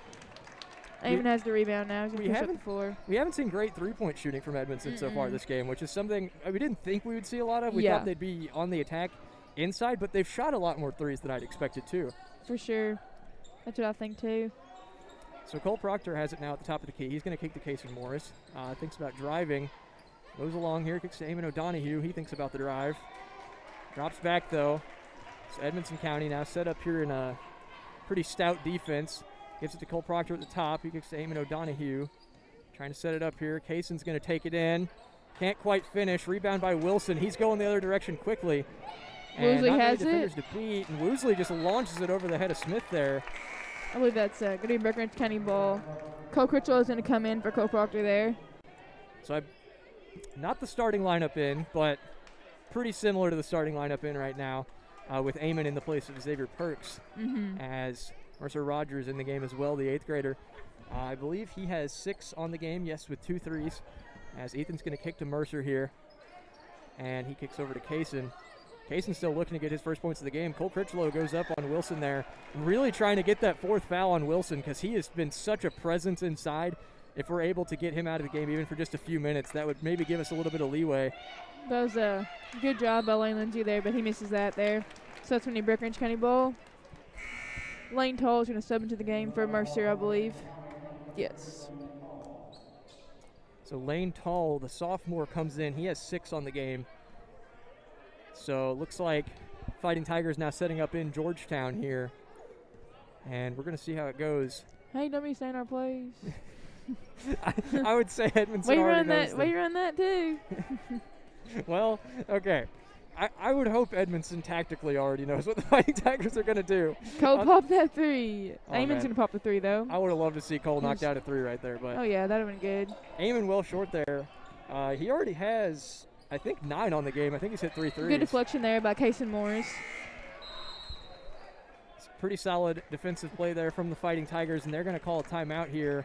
Trace Taylor and 12. Isaiah Johnson are going to sub in for Edmonson County. I think those are the only subs they've had in so far this game. Yeah. I thought their lineup would be deeper than it is, but really the only 2 subs have been Taylor and Johnson for them. Let's see. I believe that's junior and senior. And again, we talked about that earlier. Edmonson County has 7 seniors, 3 juniors, and 2 sophomores. I would say they have some freshmen that technically play up to varsity, but have not been in the game much because they don't have their varsity numbers registered on here. But yeah, they don't have a single freshman. Their youngest players are 2 sophomores, neither of which we've seen come into the game, Wall and Anderson. But it's been a... They have 3 sophomores, don't they? Campbell, Bass, and Anderson, right? Well, yeah, but those are ones that we don't have numbers for. So I'm just assuming they don't, come in frequently. Yeah, I don't think so. I don't think so. I don't know. Maybe that's JV lineup. Taylor's going to pop that 3 right there, and it is good. So Taylor knocks that one down coming off the bench quickly. Now tie ball game, 42 all here. Fighting Tigers looking for another go-ahead bucket. Cole Critchlow has it, kicks the case in at the top of the key. Jared's going to cut. Ethan's going to cut. He's going to pop up. Maybe drive. Kick to Cole Critchlow. Cole Critchlow's going to shoot. It's no good. Rebounded by Lane Tall, but we're going to go the other way with it. Might have been over the back. I'm not sure about that call. I didn't see much contact at all. No contact there. I think it's a push-off. Looked like he may have shoved him. That's 3 fouls on Lane Tall there. Yes, it is. But honestly, this late in the third quarter, maybe not a huge factor now that he has 3 fouls, but still something to look for. We have 2 players with 3 fouls. Trace Taylor's going to pop another 3. That one is no good. Well off the mark there. Lane Tall tries to save it. Can't quite keep it in bounds, though. So I would say we've played a lot more athletically than we did in the first quarter. I think we were dominated pretty fiercely on the athletic side of the game. That was Rose there with that 3-pointer he made. Score is now 45-42. Wildcats are on top. So a couple of threes there from Edmonson County. Give them quick go-ahead buckets. Their bench is getting a little hyped up now. Ethan Lucas is going to drive in, but it is foul called on Edmonson. Yeah, I believe that's number 12, Cole Sailing. Or no, that's Johnson, I believe. Oh yeah, 12. He's number 15. My bad. No, that's quite all right. Numbers are often confusing, and especially when your list is laid out like this. But we now know who the foul. Cole Critchlow's gonna pop that 3. Just short there by Cole Critchlow, as I believe Lane Tall went for the rebound, couldn't quite get it as Edmonson takes it the other way. Now. Wilson's gonna drive in. He's gonna kick it out to Rose, back to Taylor. And Johnson with the ball now. He's going to give it to Rose. Maybe we'll see Wilson's second 3 of the season. Yeah, he's only hit 1, but there's always a distinct possibility there. Woosley has the ball now. He's going to try to drive in, get a foul call, but he didn't. I don't think Woosley's taken, or no, he has taken 1 3 and he knocked it down. But yeah. I think he's only taken shots in the paint other than that. He's a very athletic player from what we've seen. That's another foul called on Isaiah Johnson there. It's 2 on him, I believe. Yes, his second foul here. Cole Proctor's going to check in the game to Cole Critchlow there. So a minute to go now in the third quarter. Fighting Tigers looking to equalize after losing their 5-point lead over Edmonson County. Cole Proctor has the ball now. He's going to pass it to Lane Tall. Lane Tall thinks about the shot. Lane's going to hold it here. He's going to give it to Ethan Lucas. He's going to drive in, get all the way to the basket, and it is good. Bringing the score 44-45. So Ethan, averaging 5 on the season, has 12 on the game right now. He's been really good tonight, stepping up. He's had a couple of threes, and I believe he's knocked down a few free throws as well. And one there for Chaz Wilson, the senior. My goodness. Yeah, that was a good drive by him, little floater. Like you said earlier, can't guard that. I didn't see much of a foul, but that was a very impressive shot. I will give him that. Mm-hmm. So Wilson now with an opportunity to stretch the lead to a multi-possession one, and he has. It's now 48-44. 4-point game here. Wildcats are on top. So looks like maybe a very light press now coming from Edmonson County, as Wilson's going to go to the bench here. So the Fighting Tigers now maybe with a bit of a size advantage, but don't really have a lot of size in the game, so it's hard to say that we do. Lane Tall's going to go for 3. No good. Rebound there by Taylor. Trace Taylor, yeah. Woosley's got it. 25 seconds remain here. Rose gives it back to Woosley. Woosley's going to shoot it again. He makes that. Confident 3 there by Woosley. For now a sure. 7-point lead. Yeah, the score is 51-44. So Kason Morris has it, looking for an equalizer, as he got a foul called there. Not on sure Rose. That was on Rose again. there. Yeah, it's 3 on him. Yeah. Yes, okay. 8 seconds remain in this third quarter here. I don't know if it's just because I'm watching the people who are getting fouls. I feel like there have been a lot of fouls called in this game. Oh yeah, for sure. We got to give it back to Kason. Come on now. We got him 3 fouls. Got to get it. 3 to go, and that one rolls in for down. Kason Morris. Last second shot by Kason Morris to get it back to a 5-point deficit. Kason's first points of the game coming at the very end of the third quarter. Thank goodness. Gosh. So Kason has played I don't know. Let's see. He hasn't played that much this game. I say he was in for the first 6 minutes, and then he just came in for the last 6 minutes of the third quarter. So out of the 24 minutes in the three quarters, he's played about 12. Yeah. So it looks like after that finish, hopefully we can see Kaysen start to pick up the momentum here. Yeah, that may get him going. For sure. With finishing that shot, we're really looking for him to score some more buckets here in this fourth quarter. The 3 fouls number is not near as scary now that there's only 8 minutes left in the game as opposed to 25 minutes left. So Kaysen now on the board. He's averaging 19 a game, so he's going to need 17 points in this quarter to keep it on that average. So hopefully he scores 17 in this quarter. That would be pretty fun. If he doesn't score, that's going to bring his average down. For sure, that'd bring it down a lot if he doesn't score anymore. Yeah, I'm sure he's not particularly worried about the arbitrary averages number. Yeah, he's not. But I think it is kind of an interesting statistic to see, especially with Ethan Lucas having 12 points, averaging only 5 a game right now. So some very clutch basketball around the court for the Fighting Tigers as a swarm comes here early on from Mercer Rogers and Kaysen Morris. And Edmonson maybe a little flushed out of the gate. And, foul called on Xavier Perks there. I thought a very nice defensive play by him to deflect that pass, but Wilson's going to check back in the game for Edmonson County. So Wilson comes back now, and Edmonson probably looking to get it going here in the paint a little bit after knocking down a few threes in that third quarter. So the Tigers jump out of the gates very quickly defensively, and they are all over Edmonson County right now. And Rose has it, trap in the corner there. Give it to Smith. Smith get a pass into Wilson. Wilson's going to go with that and make that, bring a score. If he gets the ball in that position, I'd say it's like a 75% chance he's going to knock down any shot that he gets there. And if you're that big, you should be able to finish around the basket like that. For sure, that's a fair point. As Cole Proctor has it at the top. He kicks to Eamon, who goes for 3, knocks it down. Eamon now has 12. He averages 11.9 per game. So, and he has been a prolific three-point shooter so far this season.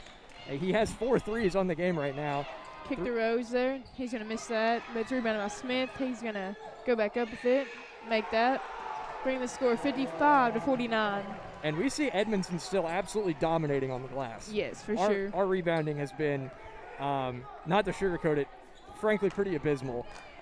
It has not been great, at least on the defensive glass. Offensively, we've gotten a few rebounds. We've hustled. Kaysen Moore's going to drive in. You heard that smack from there. He's going to go to the free throw line. Say there are people on the other side of the globe that heard that smack. That was quite a foul there, as Kaysen now with an opportunity to get a few more on the board. That foul was on Daniel Woozy there. So opportunity now for Kaysen Morris to get up to 4 on the game if he knocks both of these down. He's a pretty high percentage free throw shooter, isn't he? For sure, yeah. Kaysen is very clutch, and he does miss that one, unfortunately, as statistically he pretty much has to make this one. So just going to go ahead and call this one good and see what happens. No, we'll see. So this will put it back to a 5-point game, and yes, he does knock down the second one. So Kaysen now has 3 on the game. Tigers are, I think they're trying to press there, but got broke. Edmonton Wilson's just going to do a spin move there and bring the score 57-50, rolling down by 7. The Wildcats are on top right now. Kaysen's going to push on the floor with it. Edmonson County has that energy again that they really showed in the first quarter. Their bench is very excited right now. Proctor's going to pop a 3. Proctor knocks down the 3. Bring the score 57-53. I think our three-point percentage has been really good so far this game, as opposed to the 19% we shot against Caldwell County. So that's honestly what's keeping us in this game right now. Trace Taylor just drives right in and gets that one to go. Bring the score 59-53. And that's, again, that size matchup really hurting us as Kaysen drives in. Can't finish. Rebound by Wilson. He's going to go the other way with it. And slows it down a little bit. Kicks it to Smith, but no, kicks it right back to Wilson. Wide open. Oh. If he would have caught that, we'd have been in some trouble. So he probably would have made that. But Taylor drops that down there, so does Breckinridge County ball. And that is one of the weaknesses of playing a very aggressive defense, is sometimes you leave people open. And fortunately, Taylor could not handle that pass, and it went straight out. But Cole Critchlow and Ethan Lucas both check into the game for Breckinridge County. So important possession here for the Fighting Tigers. They can put it back to a one-possession game if they knock down a 3 or get an and 1, but Kaysen's going to go for 3. No good, and Kaysen has struggled a little bit scoring in this game so far. That was rebounded by Taylor there. He's going to push down the floor with it. He's going to give it to Wilson. Wilson's going to drives. Knocks down Ethan there. Rose is going to get the and 1 there. My. What a finish by Rose there. The 5'9" senior. I think Rose has been out of this game maybe a total of like a minute. I feel like Rose has been in this game like the entire time. Yeah, he's played a lot during this game. I think he's knocked down a couple of threes. He's their second leading scorer, I believe. And an opportunity now to put it to a 9-point lead. He knocks it down. So things looking a little scary here for the Fighting Tigers. For sure. They're going to need a few really solid possessions offensively and defensively to get back into this game. Kaysen's going to drive. He is fouled, so... I wish we could get an and 1. That'd be good. That would be definitely convenient, would be probably a good phrase for it. As Kaysen Morris now with an opportunity to put it back to 7. If you are just now tuning in, this game has been kind of back and forth the entire time, honestly. As Kaysen misses another free throw. Hasn't been very good of a shooting night for Kaysen Morris here. No, he's definitely struggled. He only has 3 on the game, averaging 19. But that foul was on number 24, Gavin Rose for Edmonson County. Kaysen misses another free throw. You have to wonder maybe something going on mentally or physically right now that's altering his play style. I mean, I'd say the 3 fouls. Oh, that's a charge. Come on now. That's a good. Yes, that was a good little setup by Eamon O'Donoghue there. He gets a charge called on Wilson. I believe that's 4 fouls on Wilson now. I think that was on Woosley. What? I believe didn't have the ball. I believe that was Woosley. Well, that's 3 on him. Yeah, it's Woosley's 3rd, so not bad. As now trying to get into a press break are the Fighting Tigers. My bad there. I thought that Wilson had the ball. No, that would have been definitely convenient for us, though, I would say. Yeah, that would have been good. If we could get him out of the game right now, that would probably be ideal. But Ethan Lucas has it. He's going to kick to Colt Critchlow. He kicks to Kaysen Morris. Kaysen's going to drive in and he finishes that one nicely. The score's now 62-55. So Kaysen now with 5 on the game. Lindsay's going to push up with the ball for Edmonson County. Wilson's going to walk with it, so that's a turnover, Edmonson County. As fortunate error there, blunder by Edmonson County, not one we've come to expect frequently. 30-second timeout now called by Edmonson County. As 7-point lead now for the Wildcats. The Fighting Tigers going to really have to be fighting here if they want to come back and get this win. For sure. Going to probably need to knock down some more threes, I would say. I would say also have several solid defensive possessions. I think if we can do that, we can definitely pull this one out. But it's been a curious 3rd and 4th quarter so far. There's 4 minutes and 30 seconds remaining in this 4th quarter. So for those of you just joining us, and you can go and re-watch this broadcast if you would like on the Breck Live YouTube channel, the score at the end of the 1st quarter was 15-12 in favor of Edmonson. At halftime, it was 35-31 in favor of Breckinridge County, and then it's kind of just flip-flopped back and forth since then pretty consistently. I guess rather inconsistently. It's been consistently inconsistent who's leading in the game, but the Fighting Tigers now suffering a 7-point deficit. Kaysen Morris is going to bring up the floor. Come up the floor with it. He's guarded by Lane Lindsay. That's a really good defense by him. As Eamon O'Donoghue's going to go for 3. No good. Just barely gets out. That's a rebound by Trace Taylor there. He's going to push up the floor with it. He's going to give it to Lindsay there. Lindsay's going to drive in. Lindsay drives, foul called. Probably looks like Colt Critchlow maybe. Or no, Mercer Rogers, the 8th grader. I think it's only 2 on him, so he's fine. Oh, 3. Yeah, it's 3 on him. That's fine. 2 shots now for Lane Lindsay, the senior, an opportunity to put them back up 9. As the Wildcats have taken a lot of free throws in this second half, I think. Well, that's what happens when you drive to the basket like that. As Lindsay misses the first there. So the Fighting Tigers really going to have to fight back here to clear this deficit. As Lindsay knocks down the second, and Edmonson is going to jump right into a press. Fighting Tigers going to have to try and break it here. Lindsay right up in the face of Kaysen Morris here. He's going to try and take it the other way. Nice screen from Cole Critchlow. That should have been a foul there. I mean, as Lindsay definitely fouling. I'm not really sure why they aren't being called, but Kayson's going to take it. He drives, can't quite get it to Cole Critchlow, as prospects maybe starting to look a little bit bleak now for the Fighting Tigers. If Edmonson scores here, going to be a 10-point deficit, and they find Rose inside, but he's fouled. Not even O'Donoghue there. Hopefully he doesn't make these free throws. So Gavin Rose is going to the free throw line. Hopefully we get a couple of misses here. That would be pretty helpful, I would say. Yeah, that would be really good. So Rose going to go up here. First free throw on the way. It's good for him. He gets the roll. Lane Tall's going to check in the game for Eamon O'Donoghue there. So we are definitely going to need, if not a few threes, then definitely a few stops at the very least if we're going to come back for this game. And Rose goes for the second free throw. He knocks it down. Raiders scored 65-55. Like you said, 10-point lead. As Kayson Morris has it. Going to need a basket here if they want a chance to come back here. As Taylor guarding, and what's the... I heard him yell offense. Yeah, might have been an offensive foul on Kayson Morris there, I think. Okay, I'm rather confused. No, that was on... he yelled offense. Mercer's not even in the game. Yeah, How is that a foul? No, I believe foul on... Okay, so the foul was on Lindsay. I'm not sure... I don't know where Lindsay was involved in that play. I don't know either. But, okay, bonus now for Xavier Perks. I mean, Xavier did get shoved over. Yeah, he was. I didn't see where Lindsay was involved. I think Lindsay fouled about 15 times the possession before that. Why did he say offense? That makes no sense. I don't know. That was what I thought I heard that, and then... Oh, there was an offensive foul on us. I was like, huh? I thought he was trying to... Now he's explaining something to the Edmonton coach, so I don't know. But Xavier Perks with an opportunity to get it back to an 8-point deficit. We desperately need a couple free throws here. He goes up, well short on the first one. Rebounded by Wilson, who's going to go the other way. Wilson gives it to Smith here. Yeah, Smith has it. Gives it back to Wilson. Triple teamed. Wilson has it to Smith. He walks with it again. That's another turnover for him. So there's a few blunders by Edmonson County now. The Fighting Tigers really need to capitalize on some of these possessions. They just have not scored very much here.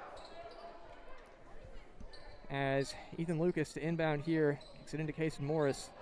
Fighting Tigers desperately in need of a bucket. As Kayson's going to drive, foul called. On Wilson there, I believe.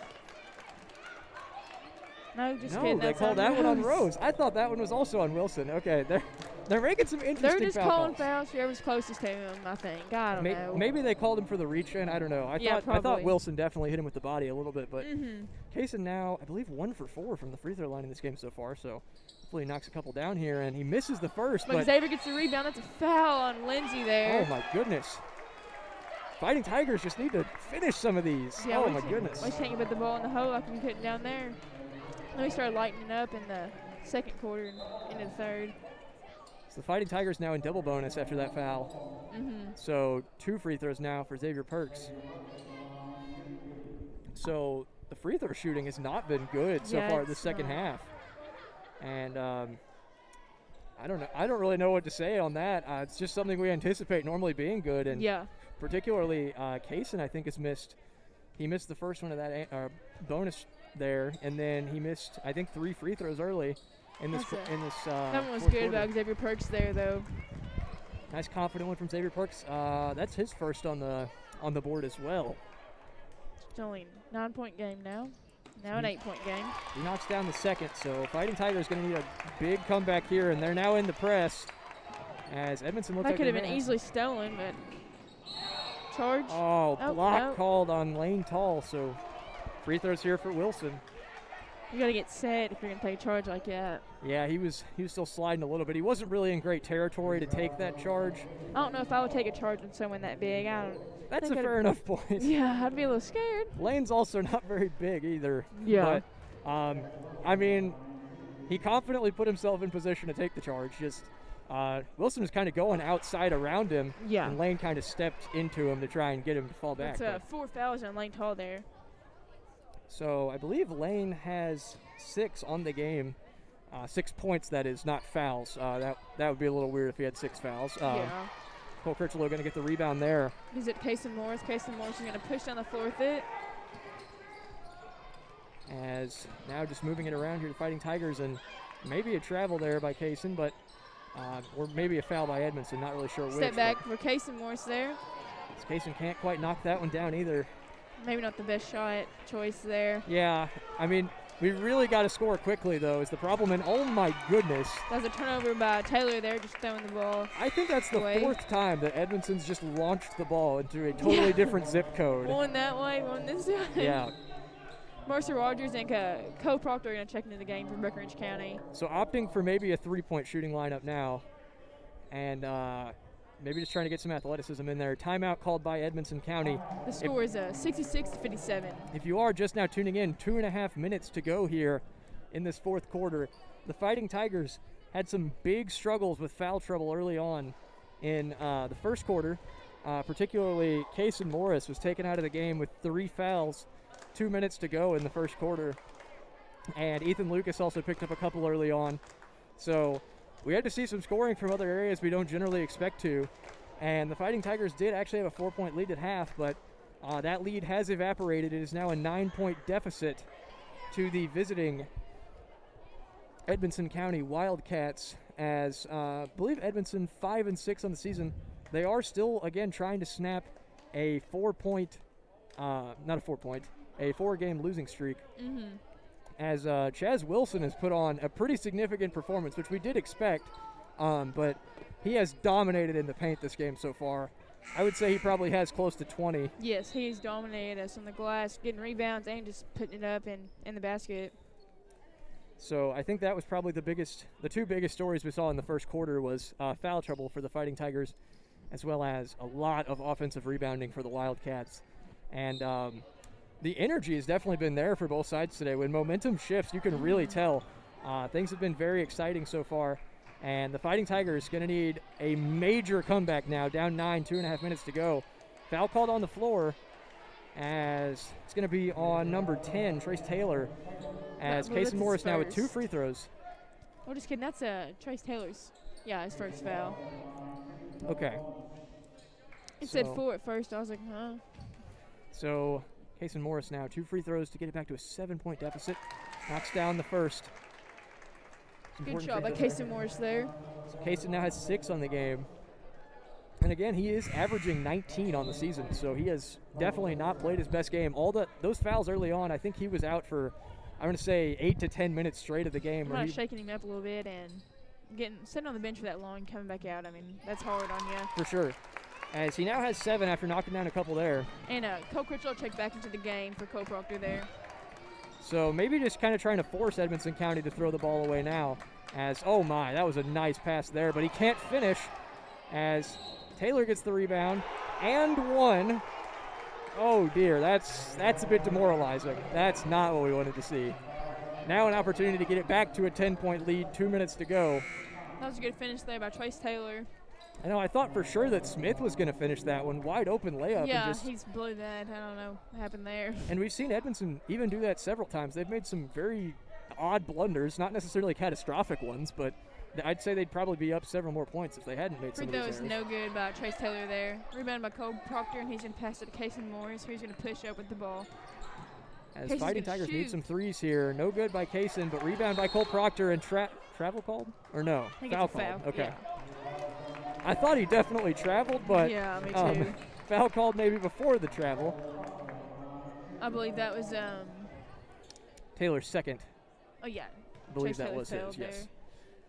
So Cole Proctor now opportunity to get it back to 7-point deficit once again. He knocks down the first. Cole Proctor now has 8 points on the game. Opportunity to get it to 9. As things looking bleak, but maybe an opportunity for a comeback as he knocks down the second one. So 7 points. Is it likely with 2 minutes? No. Is it possible? Absolutely. Yeah, we've seen much crazier. Yeah, anything's possible right now. And with some of these comebacks that we've seen the Fighting Tigers make, especially against Central Hardin and Hancock County, I can see it easily happening. as Edmonson swings it around here. They definitely need to force a turnover. Yes. As Edmonson kind of just moving the ball around here. Kind of comfortable, honestly. As Lindsay has it there. Kicks over to Smith. Kicks back to Lindsay here at the top. Moving it around here. With it right now. Yeah, kind of just moving around here. Foul called on Ethan Lucas. I think that may be his fourth. Yeah. I'm not certain, but that's his third. Okay. Yeah, his third. So the Wildcats in double bonus now as well, as Smith at the free throw line to put it back to a 9-point lead. He goes up, knocks the first one down. He makes that one. And Co Proctor and Eamon Donahue going to check back into the game for Breckenridge County. So again, I think opting for a 3-point shooting method here with this lineup. Definitely just going to try and get a quick three as Cole Proctor rebounds, kicks it to Eamon. And Eamon's moving quickly the other direction, which makes me think he's definitely going to shoot this. And yeah, he goes up for two. A lot of arch there. Rebound by Co Proctor. Cole goes up and wow. Good block by Wilson there. And now Coach LaGrange yelling blue. That is going to mean foul. So foul called on Mercer Rogers there. So things definitely looking bleak. 8-point deficit now, 1 minute to go for the Fighting Tigers to make one last push, as Rose now at the line shooting 2 free throws and goes up, knocks down the first. So now a 9-point lead for the Edmonson County Wildcats. So far, Fighting Tigers looked, I thought, really good in the second quarter, and then early on in the third quarter, I thought they did a pretty good job, but this fourth quarter has kind of been reminiscent of the first in terms of rebounding, and then we have not knocked down hardly any shots. No, we have has not. Been the big problem. Casey Morse is going to do a little floater there. Casey knocks that down. He now has 9. 71 and 63. Doesn't look like the Tigers are going to. So trying to swarm here. Foul called on Mercer Rogers. Seems like they are now set up in 55, the full court man-to-man press. Mm-hmm. As things are looking interesting here. And it seems cheers from the pep section as they have now claimed the bench warmers are coming in for Edmonson County. At least I'm pretty sure that's what I just heard. Yeah, that's what they said. Okay. So, not great, but Lane Lindsay knocks that free throw down. As now a 9-point lead for Edmonson. So, there's still a chance. No, it's not over yet. We can have a little bit of optimism here. 50 seconds remain. He misses that free throw. 9-point lead. So, I mean, Kaysen comes down here. He's going to knock down a quick three, and everything's going to be just fine. And foul called. I'm not sure how he called that. That was that was terrible. That should absolutely have been a turnover, but yeah. Kaysen now 2 free throws to cut it back to a 7-point lead. So, not really much to talk about other than the game. I think it's been a relatively close one. I mean, we really haven't been out of it. Yeah, we haven't really been out of it. It's been neck and neck the whole game, back and forth. So again, the Fighting Tigers only 1 spot below Edmonson in RPI in the third region as Kaysen knocks down the first free throw. Xavier Perk saying that Lane Tall checked back into the game for Breckenridge County. It's definitely a defensive play there to put Xavier and Lane back in. There's 43 seconds remaining on the clock. That's 8-point game now. Kaysen goes for the second free throw, knocks it down. It's Kaysen now with 11 as full court press now from the Fighting Tigers as Edmonton trying to get the ball in, and they do. And Wilson's got it, and they're just trying to foul now as Woosley has it now. Woosley has it. To Smith. And they're just going to hold it now. It's a 7-point lead for them as Kaysen's going to pick up his 4th foul. So double bonus now as I believe Smith is going to be shooting 2. So questionable circumstances now for the Fighting Tigers to try and win this game in. Smith nearly airballs the first free throw. I was like, oh. Didn't even get close to the top side of the rim. Yeah, just hit the front and said, straight down. So Smith now for the second free throw. He switches knocks that out one. Well, I mean, he has a very line drive type of shooting mentality there. yeah, no arch there whatsoever. Foul called on Edmonson, so I don't know why you'd foul there. That's it's silly. a silly foul for sure. Yeah. As Kaysen now with another opportunity at the free throw line. Kaysen's points tonight are just off free throws. Yeah, And a he's few knocked floaters, he's knocked yeah. down I think one floater, and I think everything else has been a free throw. Yes, for sure. As he knocks down that first one. So Kaysen now has 12 on the game. He's bouncing back a little bit. Unfortunately, maybe a little bit too late, but yeah. Again, it's still not over. It's only 6-point game. Well, when he knocks this down, it'll only be a 6-point game.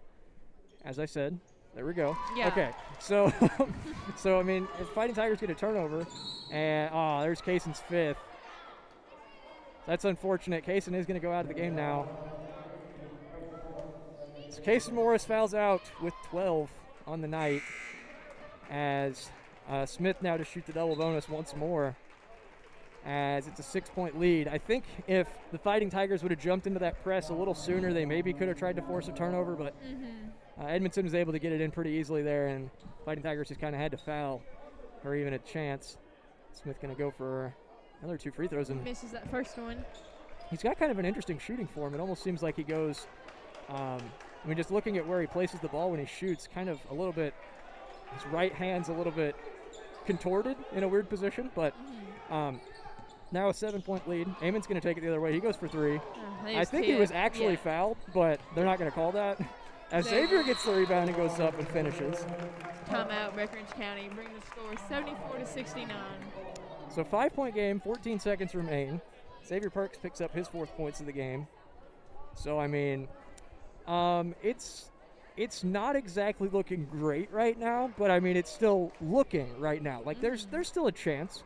The Fighting Tigers have had some struggles here in this 4th quarter with knocking down shots, but from the free throw line, there were definitely some struggles early in the quarter. Particularly Kaysen and Xavier, I think, both missed a couple that would have been pretty crucial ones. I mean, I think Kaysen hits all his free throws. I think it's a 1-point game right now. Yes. He missed a few early on that I really thought he would have knocked down. And again, that could be a byproduct of him getting out, having to check out so early in the game with 3 fouls in the first quarter. He missed a few bunnies, too, here and there. Yeah, his shooting has not been good. I mean, if Kaysen could have just knocked down some of his shots, and, no slight to him, it's just, kind of thinking in abstract about the overall score of the game. I feel like, if he knocks down a few of those shots, we're either winning or, like, right in this game right now, as opposed to down 5. But, got a feel for him. As Edmonton to inbound, they get it to Wilson. He's going to go to the free throw line. I believe he's a pretty good free throw shooter there, so I don't know if I'd foul him or not. I think so, and I think it's hard to prevent them from getting the ball into him because he's so big, it can kind of, like, post up on the inbound. Yeah, right on the inbound. As I can actually check his free throw percentage, I believe. As, let's see. Actually, this season, he's only shot 44% from the line. He just drained that one. So I guess that was that's the one he's going to make. So he's going to miss this one. Oh, never mind. He made never mind. He made both of them. I guess the free throw shooting has been a statistical anomaly for him this game. The score is 76-69. So things not looking good now at all, as the Fighting Tigers need 7 points here with 10 seconds to go, and they're not going to get a shot up quick enough. Think this is going to signal the end, as Lane Tall is going to drive in, finish the 2 there, and 2 seconds remain. Lane Tall picks up his 8th points of the game. 5-point game. I would say this one's pretty well wrapped up. Yeah, this game is over. Unfortunately, I don't believe, given the amount of time there is left, you can knock down 2 shots, or no. two. You can't even shoot 2 threes and get them to the basket. I guess if you just got the ball and immediately got fouled, there was a possibility, but it has become a theoretically possible, practically impossible task of winning this game for the Fighting Tigers, but they've been right in it until this bitter end, and it seems like they're trying to force a turnover, but I just don't think it's going to work. Even if you do get a turnover, there's 2 seconds to go, as it's just not looking great. Edmonson just trying to throw it in, and they have gotten the ball in. Fighting Tigers get it, but That's going to be the Lane game. Tall makes that. Lane Tall What? shoots it a little bit after the buzzer, but knocks it down nonetheless. So, unfortunately, the Fighting Tigers go down 76-71. So a very high-scoring contest, honestly. That was a really high-scoring game for them. Down to the Edmonson County Wildcats, led, I think, in a very large part by senior Chaz Wilson. I don't know his exact numbers on the game, but he scored a lot. The Fighting Tigers, unfortunately, without Kaysen Morris for the majority of that first half, unfortunately. And I think that really cost them some critical experience early on. And Kaysen still had 12 points on the game, but again, the majority of them came from free throws. He wasn't really able to get into a smooth shooting rhythm or anything. And I think, again, that's the hardest the most is Kaysen getting in foul trouble early and not knocking down shots like he usually does. But no one really stepped up this game. And I mean, Ethan, he stepped up, of course, but when you have 5 players on the floor at once and they can all score, that's pretty hard to beat. Yeah, looking at the numbers for the Fighting Tigers in this game, Kaysen had 12, Ethan had 12, Mercer had 6, Cole Critchlow had 5, Cole Proctor had 8, Lane Tall had 8, Xavier Perks had 4, and Eamon O'Donohue had 12. I believe Eamon went, I don't know, I guess not really counting the last couple threes that he shot, because those are, kind of 4 shots that you're going to try to knock down. I think he probably shot over 50% from 3 in this game. He hit 4, but just simply wasn't enough. The Fighting Tigers, unfortunately, early on, fell to foul trouble very quickly. A lot of fouls early on. They had 9 in the first quarter as opposed to Edmonson's 1, and unfortunately, just were not able to really recover after Edmonson took that lead early on in the fourth quarter. And I don't know. I thought they played a pretty good game. What about you? Yes, I think it was a really good game to watch, really good game to commentate. We were there the whole time during the game. Like, it was neck and neck, back and forth the whole game. We were in it the whole game. But we just kind of lost it there at the end. They started knocking down shots. We weren't knocking down shots. So definitely a bit of a heartbreak finisher after watching a few comebacks from the Fighting Tigers to win games. We will be back tomorrow night on Breck Live. The Lady Tigers will be taking on Muhlenberg. Yes, Muhlenberg County. Muhlenberg County at home here. I believe Cameron and I will be on that game, and Skylar will be partaking in that game. Yes, so will. So hopefully you guys tune in for that. Thank you all for joining us with Lincoln Smith and Skylar Tucker here on Breck Live. I believe we are going to sign off. Everyone have a great night.